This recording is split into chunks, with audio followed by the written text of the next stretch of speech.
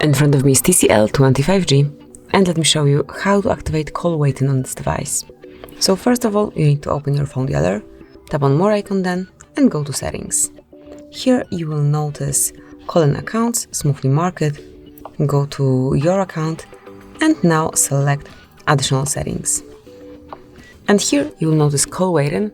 Actually, I've got some issue with my SIM card, however, it should be active, and then smoothly by using this switcher right here, when you will make it active, so when it will be fulfilled with color, call waiting will be active, and then if you will switch it off, so once it is in the same area as right now, it will be turned off. So this is it. And that will be all. This is how you can activate call waiting, also how you can switch it off. Thank you for watching. Please subscribe our channel and leave the thumbs up.